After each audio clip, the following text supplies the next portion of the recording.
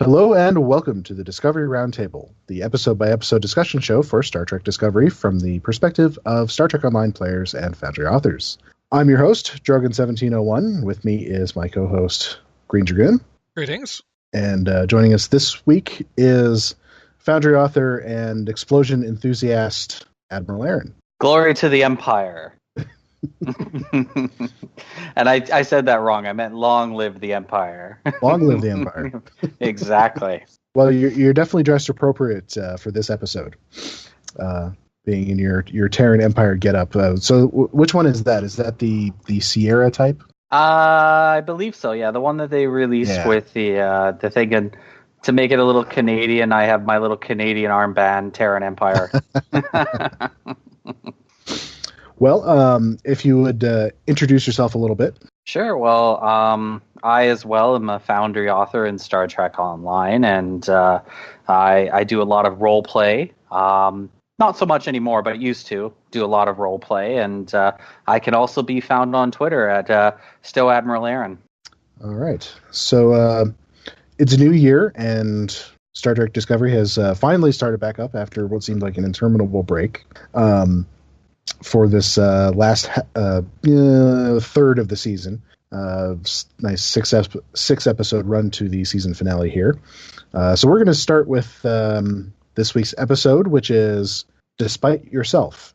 And of course, it basically answered everybody's question with yes, we are going to the mirror universe. I was talking to Captain Revo on Twitter this week about, fan theories. Lots of them going around. You get something comes out like, Star Wars The Last Jedi that confounds a lot of fan theories. But then there's the other side of things, which is like Discovery, which confirms some fan theories. And I don't think either way is bad, personally. I'm okay with fan theories being correct. Okay, so in fairness, this theory was started by the director of the episode, so... It's more also of a true, but we had sort of no context when he first said, "Yeah, we're going to have a mirror universe episode," or he was reported to have said that. True, but that doesn't mean we have no memory. Months and months ago.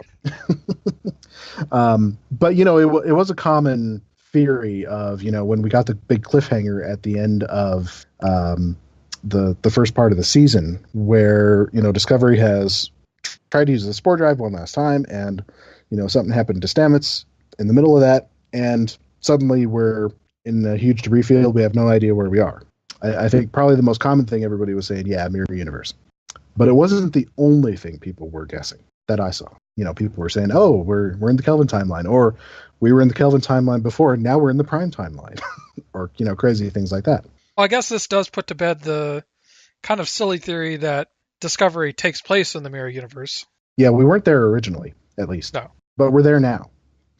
But actually, before we get on to the rest of the episode, I'm gonna, we're gonna transition to some Star Trek Online stuff, because, as we know, Space Barbie is the real end game. Obtaining and new pieces for our costumes and creating new costumes is like one of the biggest things that we do in STO, because of the robust nature of the customization options that Star Trek Online has. It's one of its best features. So this episode, Despite Yourself, it introduces a lot of new stuff that we want. From Lorca's snazzy jacket when he starts to go undercover later on in the episode, to the awesome mirror universe uniforms. I want those. Yeah. There's Captain Armor. So yeah, I mean, those are cool. I'll say it is some good. It is more effort than they put into the mirror universe uniforms than before. Because TOS, all they did was put on the sashes and change the emblem. And I think Enterprise didn't do that much more. I think they kind of had like a belt, and I think they had epaulets on the shoulders or something like that. Yeah, they had a little something onto the shoulder. But really, and Janeway got gloves. And Janeway got gloves. Was Janeway in the Mirror Universe? Well, she was in the alternative timeline holographic representation. Oh, okay. Well, which was a bit. It was a bit Mirror Universe in feel. Mm-hmm. We can easily imagine Mirror Janeway being like that. Oh yes. Except that there's no Federation at that time in the Mirror Universe. It's as close as Voyager ever got. But and somebody pointed out online as well that these are the first Mirror Universe uniforms to not include a crop top for females. Very true. So there's no midriff bearing in the Discovery era Terran Empire. Well, maybe they get hot in the future and they need a little extra little. That was bad. I'm going to get ripped apart for that one. But yeah, oh my God! Like when I saw the uniforms, my jaw hit the floor, and I was like, Al, you better give us these uniforms, or I'll rip out your tongue and make you lick my boots. It's something I can't wait for. Although I'll have to. Now, correct me if I'm wrong, but it looked like they switched the color of the uniforms from blue to black. Yes. Yep. Okay. The underlying uniform is black. And the sort of underlying uniform and the one that most of the officers wear, or the regular officers wear, is basically the Discovery uniform black with some add-ons to it. But then the captains get this armor, and Burnham's and Tilly's are both different, slightly different design. Burnham's is like takes the corner, it's like one shoulder and then like the corner of her torso, and then Tilly's is like a wedge from the shoulders down. So you got several different designs, and it's like, maybe the captain of each ship designs their own. So in the Mirror Universe, the end game is also Space Barbie. Yes, exactly. Where do I sign up? Yeah. We're all Terrans now. I'm afraid someone probably stabbed me in the back 3 times. Yeah, we're not ruthless enough for that. I don't know. Speak for yourself. So, obviously the other big thing that we might expect someday from Discovery is ships, because of course, Star Trek Online. The other end game is, more ships. Have no idea when we'll get any ships from Discovery, but there's always the possibility that we could get something for the anniversary event, which is coming up in February, because they always give out a top tier ship for that. So you never know. We were talking about this a little bit on our other show, the Foundry, the Foundry Roundtable. Their development cycle, they plan things and start working on things so far in advance that it's really hard to tell when they might start fitting in Discovery ship content or anything else. Yeah, and they also mentioned on an interview that it's really hard for them to add, like, at least story-wise, to do anything related to Discovery because it is in active development, and they don't have any insider knowledge that we don't, and so anything they try to do could be undone in the next episode. They have no idea where it's going, and neither do we. So I wouldn't expect any story content for quite a while, unless they could come up with something tangential, like really only vaguely related. That makes me sad, but I understand. Because that's my game. I play for the story and the Foundry. Mm-hmm. So now, am I right in remembering that you at one point had Discovery as a potential title for one of your Foundry missions, and then right away they came out with Star Trek Discovery? That's when they announced the name?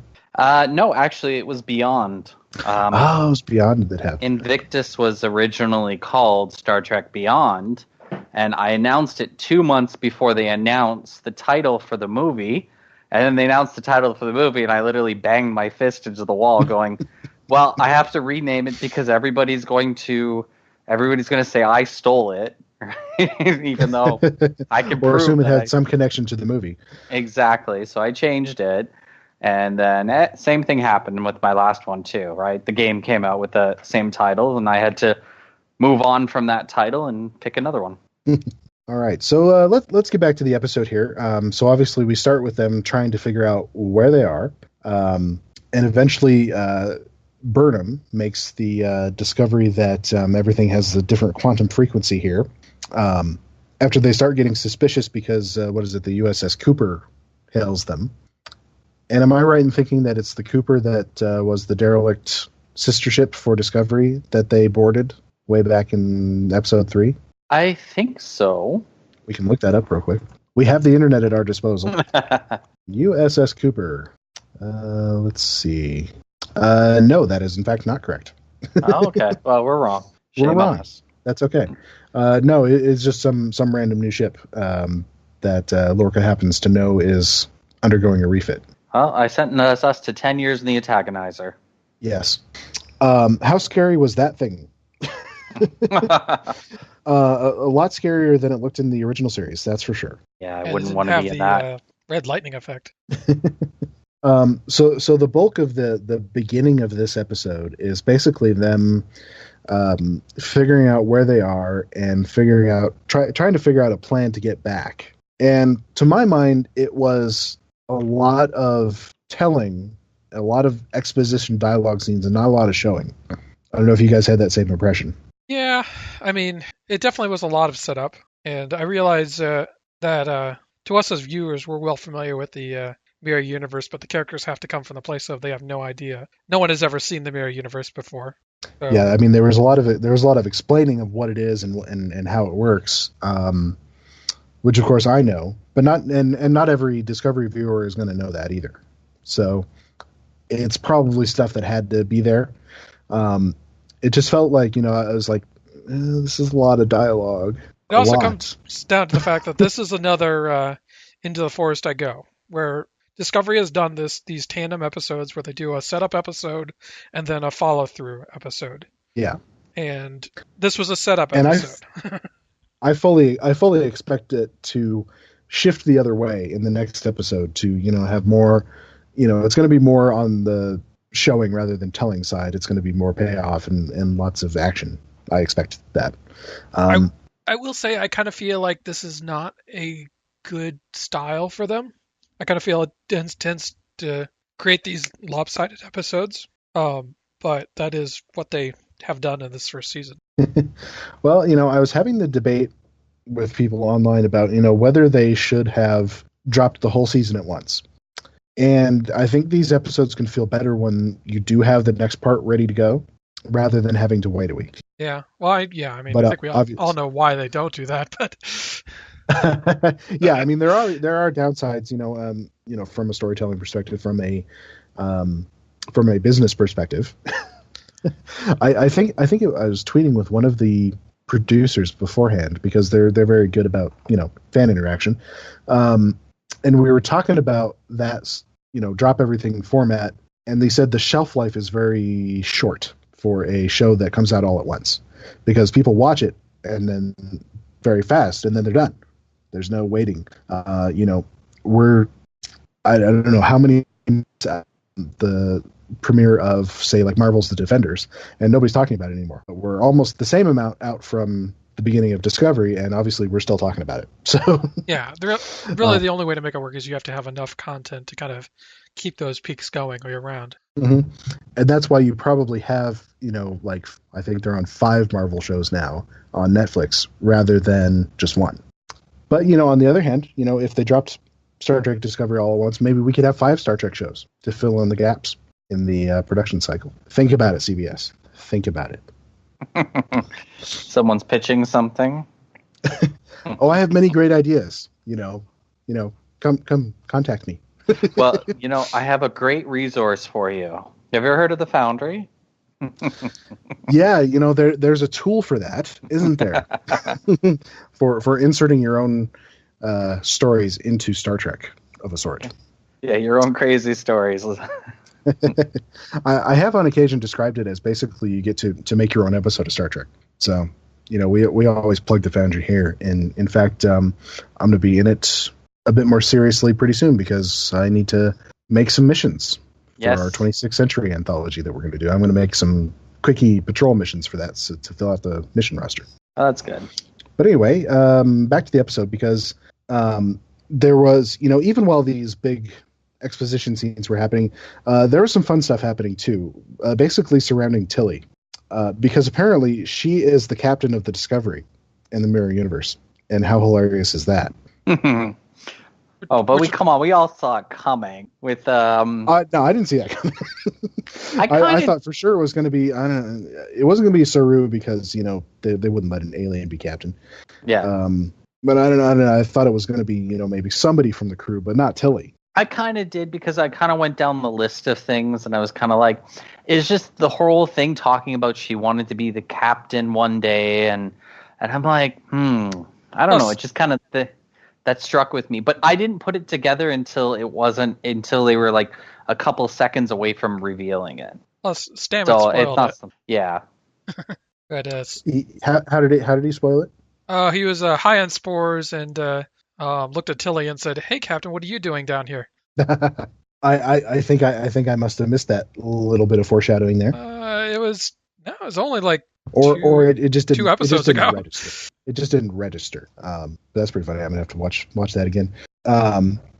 So watching her try and fit into that persona was pretty funny. When was the last time you heard somebody stutter on Star Trek that wasn't Reginald Barclay? She's kind of like Reginald. She's a bit Reg.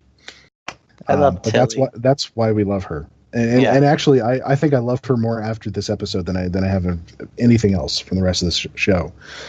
Just trying to see her put on this persona, and then when she actually does it successfully, it's great. Oh yeah.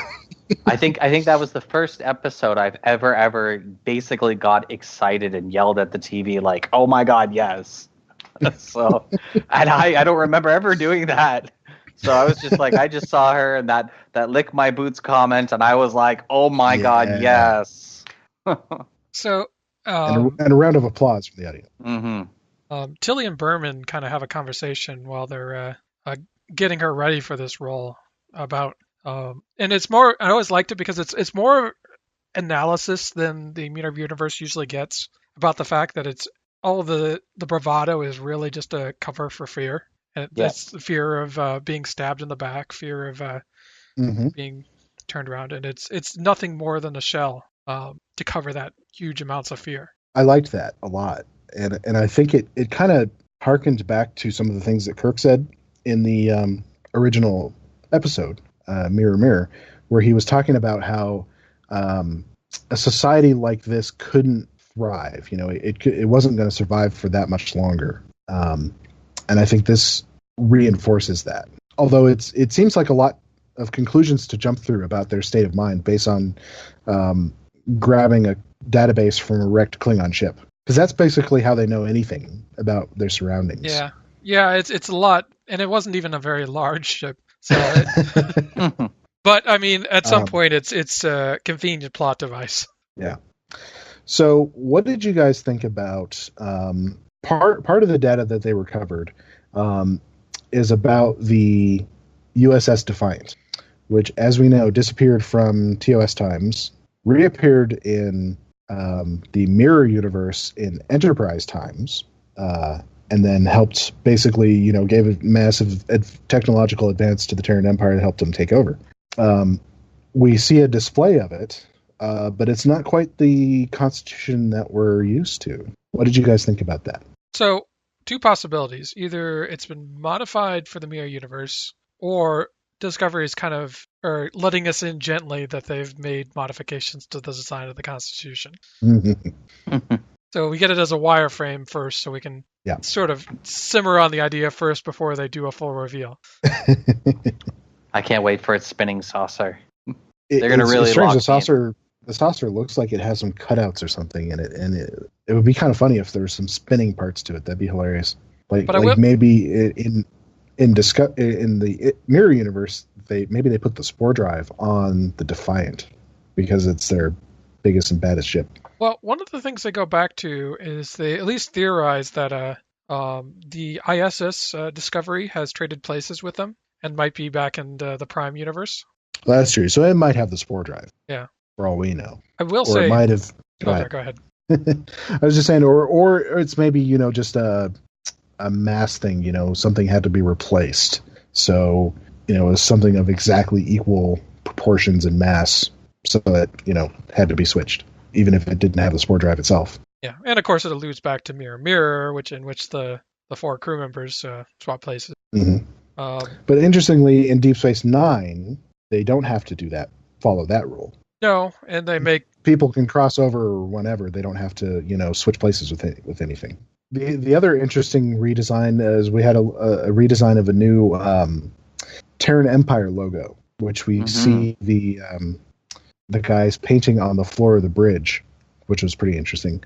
I kind of liked how they were disguised. That was a neat thing. It surprised me that it was so easy, though. So maybe it should synthesizers. Yeah. That part made total sense to me because they actually set up the synthesizer earlier in the show. Yeah. So when I saw them, they suddenly have new emblems and new parts of the uniforms to hand out. I'm like, oh yeah, they did use the synthesizer. So well done, Discovery, for set up and payoff in the little things.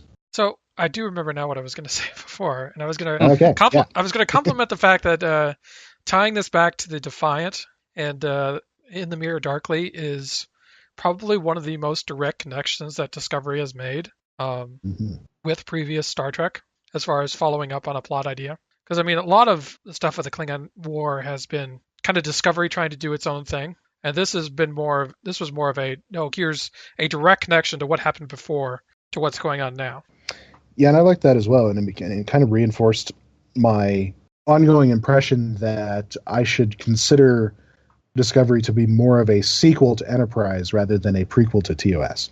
It's both, and it definitely tries to be both. But I mean, just for something that we all try and look for consistency and continuity in Star Trek, and it's very difficult to find in some places.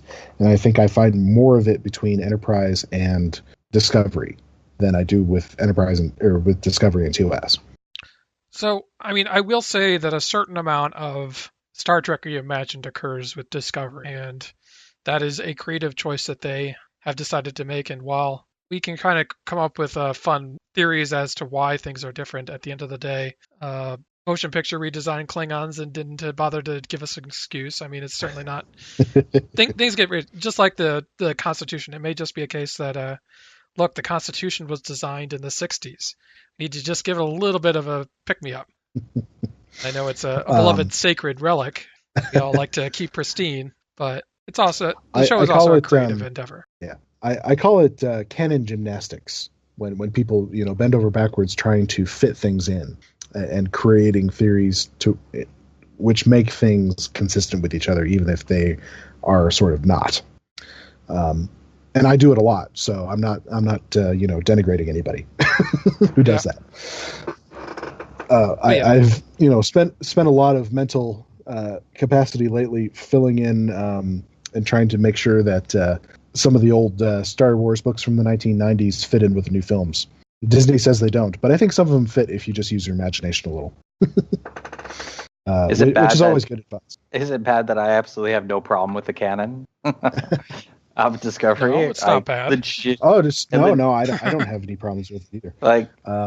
I love it. I actually think it does fit. It's weird. I don't know. It's just, for me, it's just like, okay, yeah. I think I've taken the approach with that obviously things were created in the 60s. They didn't have the visual effects. Star Trek has never had the budget like it's had it until Discovery.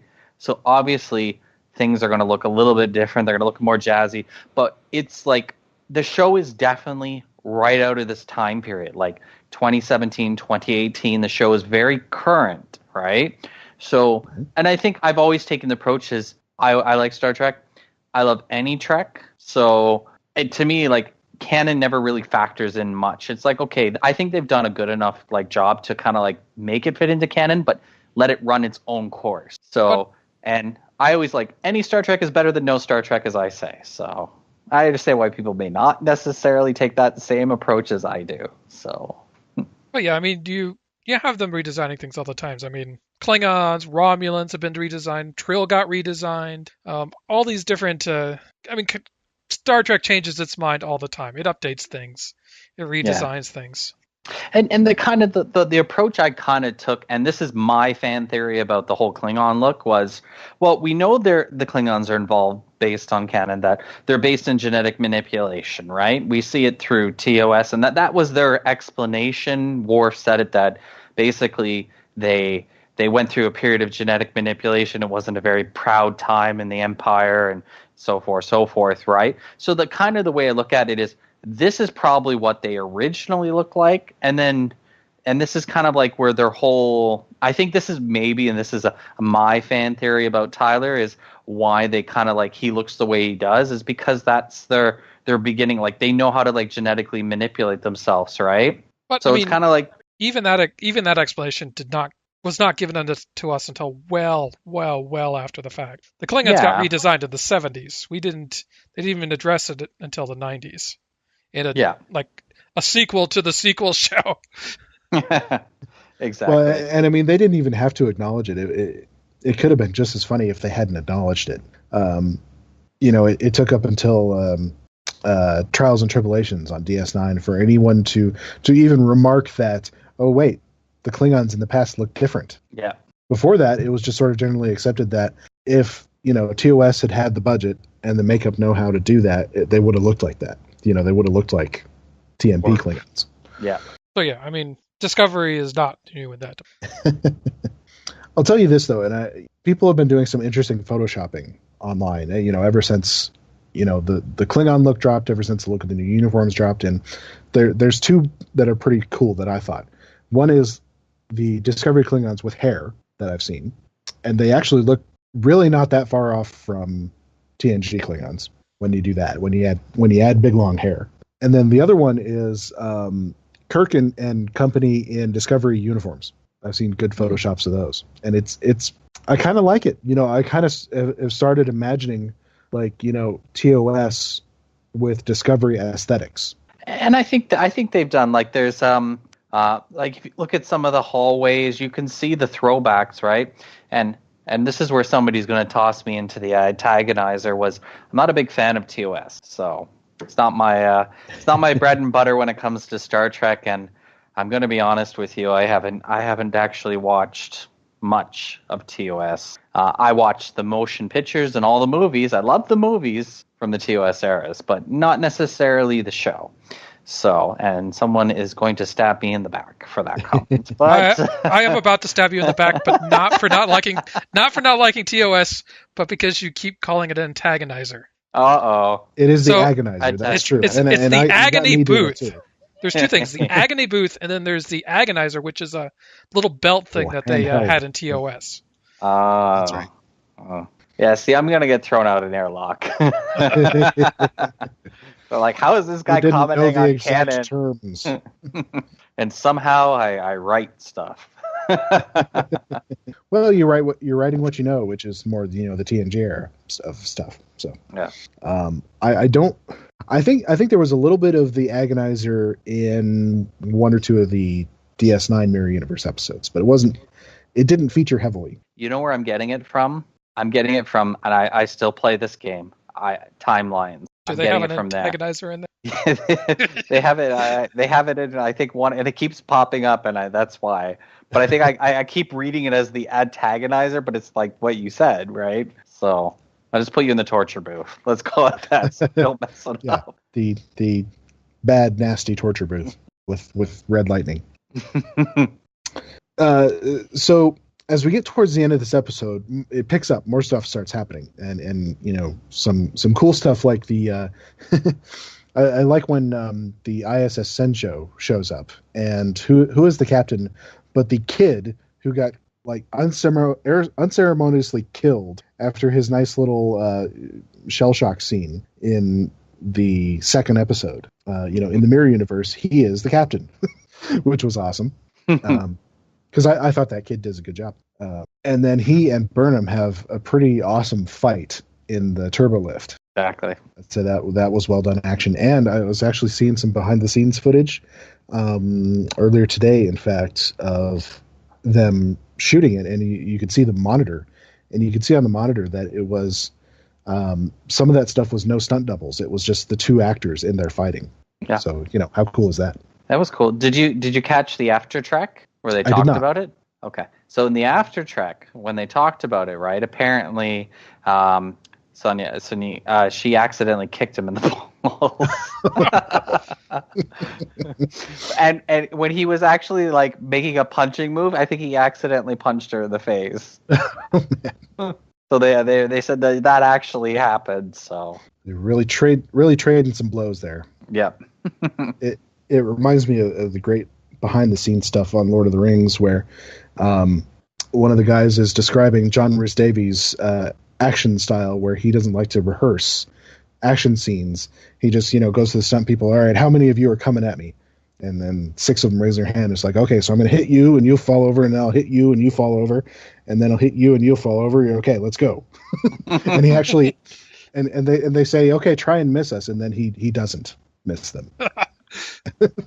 But that was a competently directed action scene, and she got out of it in a really cool and inventive way, I thought. Yeah.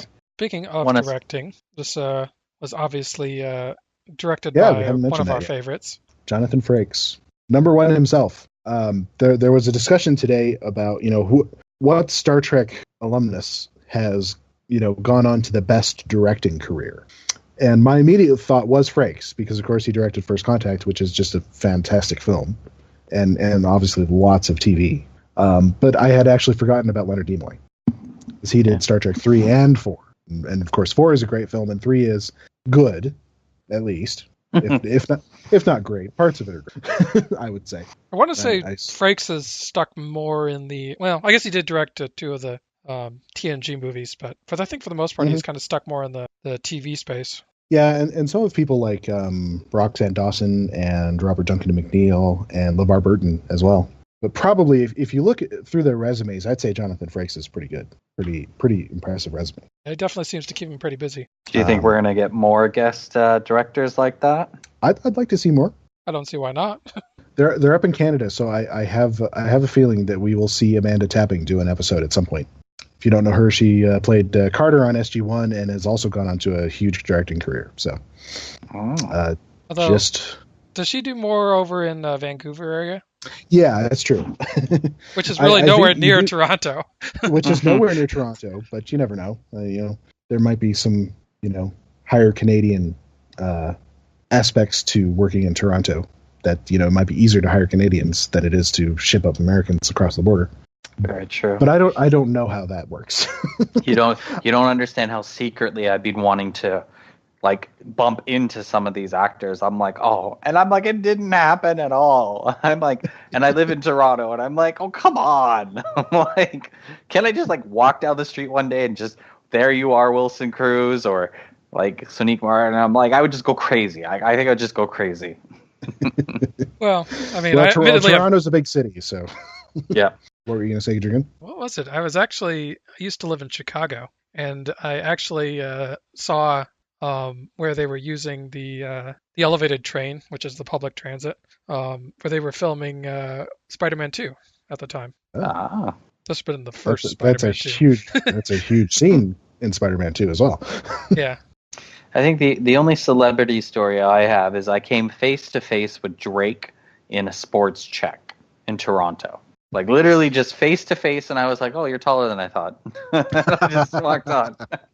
Well, Draguna and I, of course, have been to the Star Trek conventions, and you will have encounters off the convention floor occasionally. Oh, yeah. I got to explain to Tim Russ why the particular elevator we were riding in always stopped at the 4th floor, even if there was nobody there. It's the ghost elevator. So, yeah, I mean, it's pretty funny, but, I think you would probably have more encounters if they were filming on location outside in the city. They were, though. The scene with the Vulcan commands, the Vulcan planet, that's just filmed down the street from where I live. Oh, really? That is only a 5-minute drive from my place. It's the Aga Khan Center, and it's just down the street. So when I saw it, I was like, "Oh my god, that's down the street!" I'm like. And I think I've seen a couple other places too that I'm like, okay, that's kind of familiar. But most of it, yeah, it's filmed on set in the lot down in the east end of Toronto. There's definitely a couple of major location shoots that are sort of, outside the cities. Obviously, they went all the way to Jordan to film the opening on the desert planet, which in hindsight seems a little crazy for such a small scene. But I guess, I don't know, maybe it was a statement about their dedication. Yeah. And then I assume they must have done some location shooting for Into the Forest I Go, or, Civis Pacem Parabellum. They're flipped. Those episodes are flipped. Yeah, they're flipped from what we think the titles should be. Yeah, those are filmed out in Halton, Ontario. There's like a conservation area around there. And I've never been there, but I have tons of friends that go there and they take pictures there, and it's it's filmed out that end. So it's actually very beautiful, and I want to go out there. So yeah, that's probably about 30, 40, I think about 45 minutes from where I am. So nice. Maybe one summer when I have to work out that end of the city, I'll go. So obviously, there's the big thing in this episode that everybody's talking about. So we got to talk about it as well. Tilly's hair? Yes, Tilly's hair, which is awesome. I think I probably like it better than her normal hair. A little bit better, anyway. Little joke to diffuse the tension there. Uh-oh. Although I don't know if there's that much tension here for us particularly. You got me on the crazy lover of this show, so. Yeah. So I think Dr. Culber makes a huge mistake here, in which he has been asked by Tyler to do a deeper scan because Tyler is starting to doubt his identity. He's remembering things and having flashbacks and having Laurel is trying to trigger his normal personality, but apparently it isn't quite working as much as she thinks it ought to. Giving us probably the first absolute confirmation that Tyler is Vogue. I think we were pretty confident in the last episode. We were pretty confident. This is the fan theory that we're right about. The fan community is correct about. And so he goes to see Culber and says, do a deeper scan.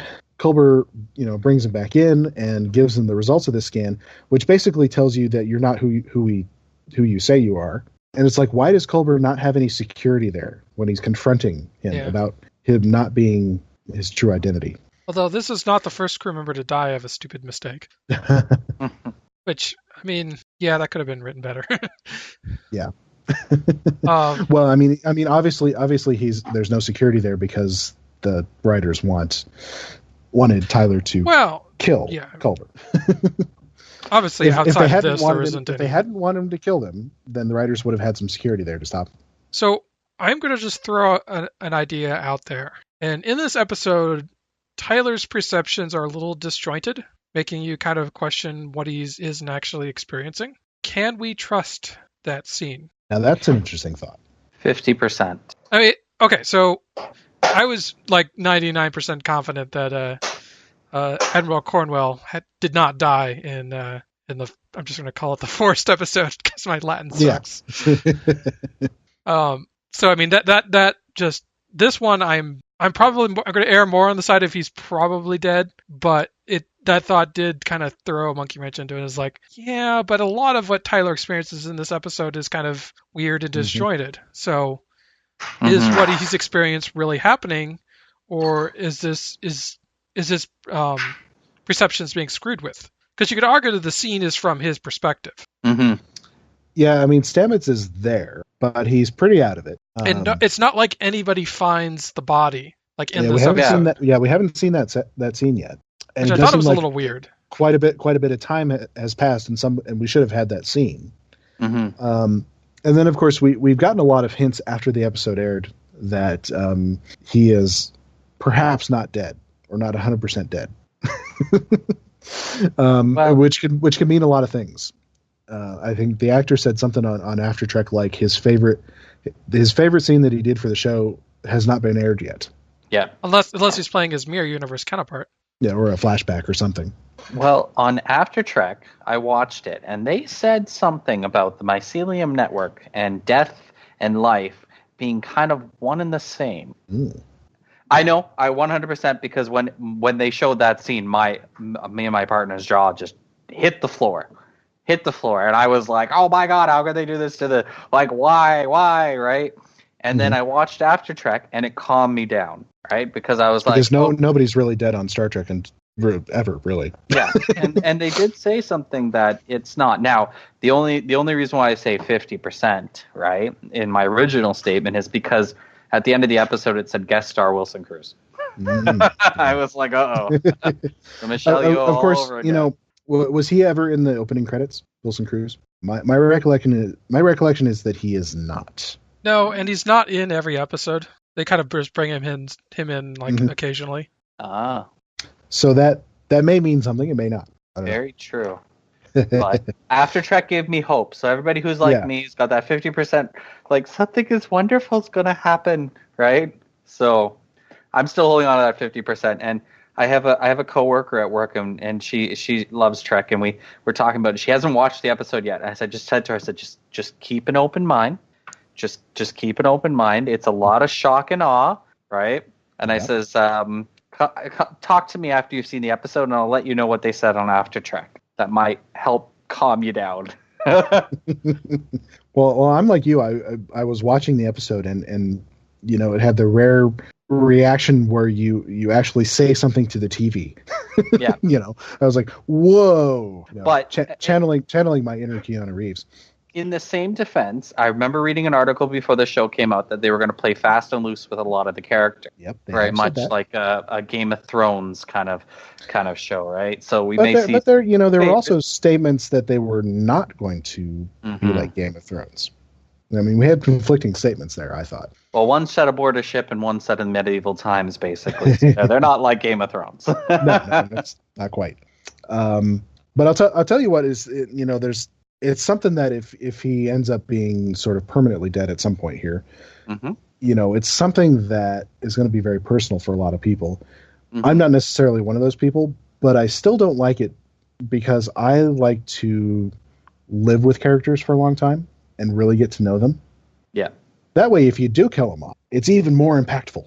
How long did we live with Jadzia before they killed her off? And it was oh my God, that was crazy. And they said something else in After Trek, too, that kind of makes me think, like I said, there's still that 50% chance, right? They were talking about his development, the character Dr. Colbert, and they didn't think people were going to latch on to him and Stamets until, I think, like they said, like, this episode, right? And I was like, they had us at the toothbrush scene. And then they admitted that, too, right? They had us much earlier than they actually thought themselves, the writers. So, and that's something that happens to a lot of shows. Is they don't really know going in what's going to work and what doesn't. Yeah. What fans are going to latch onto, as you said, and what they might not. Like a famous example is Battlestar Galactica. The character of Hilo was originally supposed to die in the miniseries that started the whole thing. But people liked him so much that they just brought him back and kept bringing him back. And he was eventually just a regular character. But they didn't set out with that in mind. Who knows? Maybe Dr. Colbert's in the Mirror Universe is actually a rebel. There you go. Lorca's a rebel. Now I have my own fan theories on that. So when we get to that, then I'll bring those ones out. I don't know if they said Lorca was a rebel. I think he just said that he tried to seize power. He tried to overthrow the Emperor. Ah, there we go. Which the newest set of fan theories is all about the Emperor. Who is the Emperor? You know what? It's Michelle Yeoh. That's my theory. Michelle Yeoh. I think that is one of the obvious choices for sure. But we should not go into the palace. That one line that keeps getting repeated is like, I'm like, okay, something bad's gonna happen because they keep repeating this and ramming this down our throat. But do not go into the palace. Do not go into the palace. Yeah, it's something that Stamets keeps saying. I know a lot of people thought of the scene from The Cage. The scene from Cage. Captain Pike going into in the palace, where he's forced to relive the events of the previous mission. Yeah, maybe. Could be something about that. I don't think that's it, and a lot of people don't think that's it. Well, and according to there's a scene in the original Mirror Universe episode in TOS where they're going through the archives, and I think it says something about Captain Kirk killed Captain Pike. So canonically, if we're staying true to that, he should be dead in the Mirror Universe. Unless it hasn't happened yet, we're still a little ways out from That's true. TOS. But it mentioned that he was. It didn't mention he was the Emperor. It said he was captain of the Enterprise. And that's how Kirk became captain. Yeah, because they didn't tell us about Michelle Yeoh, right? They didn't say Michelle Yeoh died. And they didn't say anything about Captain Georgiou. No. Yeah. Sorry, I call her Michelle Yeoh. What if it turns out that Georgiou is Hoshi's daughter? Uh-oh. Well, I don't know about that because it's out there. Somebody floated that online, and people were like, "Yeah, not all Asians are the same." So, Sato is a Japanese name, and the actress is Korean, and Georgiou is we don't actually. I don't think we actually know sort of what her heritage is, and obviously her actress is from Malaysia, and Georgiou is certainly not a Japanese name. Mm-hmm. So I mean, Georgiou is French. I wouldn't go, but I can certainly see Georgiou as the Emperor. Empress, you like, or it could be a very much aged Sato. That could be fun. I did the math on this, and she would have to be like 130 years old. Well, how old was Dr. McCoy when he was, seeing off the Enterprise D, medical science? I don't know exactly. I haven't done the math on that one. I think he was 120 something, if I remember correctly. I just had like another fan theory pop into my head. They can strike at any time. I know. What happened if the reason why Stamets doesn't want them to go into the palace is because that's where Burnham is going to have to kill Captain Georgiou? Sorry, Empress Georgiou. Could be. Oh, right. And then it's gonna mess with her, right? Her entire recovery, right? Yeah. I don't know. It's just that's my crazy fan theory that just popped into my head. The only problem is we all know even now that they are going to go into the palace. Yeah. Well, whatever that actually means, it is going to happen. Well, it sounds like they're going to chase after the palace Defiant. means the palace. Palace could mean anything to Stamets, right? Maybe the palace is the Defiant. That was something we were talking about in the Starbase UGC chat room was, whether we would actually go see the Defiant, or because they just need some information about it. They don't actually need to find the ship. So the question is, will they go ahead and go find the ship? I think so. I don't know. I suppose we'll find out. Why bother with redesign if we're not going to see it? I'd like to see it. I want to see what they've done to it in the flesh. Okay, so a few other things to point out about this episode. Captain Lorca hilariously adopting a Scottish accent to play act as the Discovery's engineer. Something obviously a little closer to his natural accent, because he's Irish, I think. I don't know. We'll find that out. I don't remember. I think maybe he's Irish. And then of course the idea of Burnham taking her counterpart's place, and what looks like it's going to be a little bit of a long-term assignment here. It's gonna last a few days at least that she's gonna have to play this part. Yeah. And of course, she takes Tyler along with her. That's a recipe for disaster.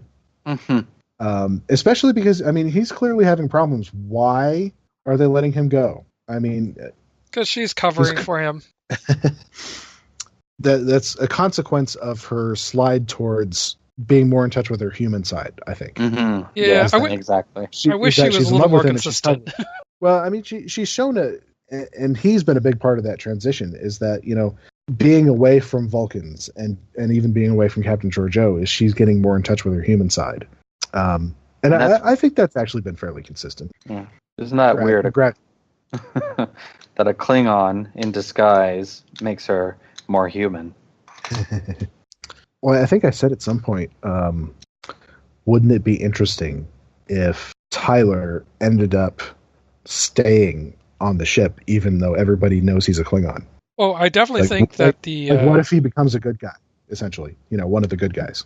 I definitely think the attempt to bring folk back to the forefront did not go as planned. I think that whole scene with the reciting the Klingon oath was meant to bring Voq back, and it didn't work properly. L'Rell definitely seemed very surprised that it wasn't. Yes, he wasn't back. Absolutely. So I think we're going to build towards a clash of personalities. Yeah.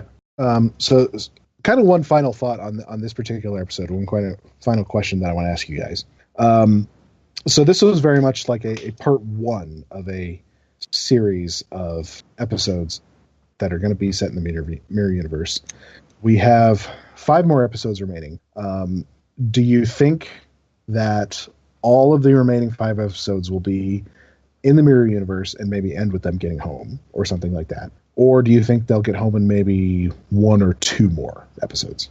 I personally think that they will get home either at the end of the next episode or the following episode at the latest. Aaron, what do you think? I think that they're going to run it for the rest of this arc, possibly leave us on a cliffhanger. That's what I think. So I was going to list it. What are the episode titles here? Because they did release all the episode titles. So the next one is The Wolf Inside. And that, I think, is quite clearly referencing a certain someone. So, I think Tyler and his struggle with who he is going to be at the forefront of that. The next one is Vaulting Ambition. That may be the one where we meet the Emperor. Yeah, I can see it. What's Past is Prologue. That generally sounds like a time travel episode. So here's my theory. They are trying to recreate what happened to the Defiant as a way to get back to the Prime Universe, but the Defiant time traveled in getting to the Mirror Universe. So I think they will go back to the Prime Universe, but they will not be at the right time. An interesting thing is, we don't, in canon, we don't actually know why the Defiant time traveled. I don't think it's ever actually explained in either the TOS episode or the Enterprise episode. I think the Enterprise episode just kind of implied that it was a property of the Rift itself. And the Tholians realized this, which is why they went to so much effort to lure a ship through.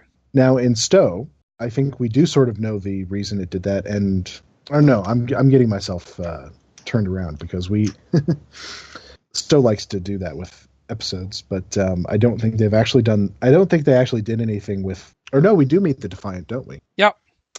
We go back in one of the TOS episodes of Agents of Yesterday. It ends with it being sucked through a temporal anomaly or some sort of thing like that. Mm-hmm. Yeah, it basically falls into the interphasic space and becomes trapped, setting it up for when the Enterprise finds it later. It's basically, bottom lines it as, like everything that you see on screen in TOS is the fault of the, and across the whole of Star Trek is the fault of your Star Trek Online player character. But anyway, obviously we have a episode title there for the 13th episode that does sound a little bit like they might have some time travel with it. Well, perhaps they go forward 150 years, but everything is shifted because they weren't there to help end the war. So then they could do like a future point in time, but at the same time, not necessarily match anything we know because the timeline has shifted. Well, that would give everybody their post-Voyager Star Trek series that they've been clamoring for. I don't know if it'll go that far in the future. Oh. So let's see. Episode 14 is called "The War Within," or "The War Without, the War Within." So I don't know. It's probably could be referencing more Vogue stuff. It could be the episode that resolves his arc. Mm-hmm. And the last one for this season is "Will You Take My Hand?" You know what? The War Within, the War Without, right? That was the title you just mentioned? Mm-hmm. Yes. I bet you that's Lorca. It could be. He does seem to be fighting a war within himself. Mm-hmm. And I have my own theories on Lorca. So, my crazy fan theories. Admiral Aaron's crazy theories. Obviously there's a big theory about him going around that he's actually from the Mirror Universe originally. He is his counterpart. I don't think that's true. Well, let me explain to you why I actually think that now based on this last episode, right? So his whole story is that he didn't go down with his ship, right, when it exploded. And it was he set it off to explode, like he self-destructed it so that his crew could be saved, but he didn't go down with the ship, right? Which breaks with the tradition of Starfleet captains, right? So what happens if he actually did go down with his ship? Lorca from the Mirror Universe has the perfect cover story. I didn't go down with my ship because I wanted to do this, right? So he just shows up and says, "No, I'm just regular Lorca." Yep, and that's why he sleeps with it was a was it phaser behind his pillow, right? Yeah. And he has PTSD. And he has scars. And he has scars. Scars. Yeah. And that is my crazy fan theory, and I only came to that. Like, I suspected Lorcos from the Mirror Universe, but based on last episode, that's when I just would like, this is what makes sense to me. This is what I expect. He's putting himself at a lot of risk Mm-hmm. if that's the case, because he's going along with this plan of, pretending to be their prisoner. Mm-hmm. But I mean, that's a heck of a risk to take if he really is the fugitive from their universe. I think he might be. It still doesn't explain his affection for Burnham. Well, because he obviously knows Mirror Burnham, if this is the case. And maybe, I don't know, maybe they had a friendship of some sort. And that's why they were never heard from again. Maybe they ran off together. Maybe they were lovers. Could be. The whole interesting. Her chasing him down and her death was just a cover. Yeah. Well, I'm gonna start calling him the fugitive from now on. So we'll have to start looking for a one-armed man. But in any case, that is episode 10, Despite Yourself. So until next time, enjoy the final frontier.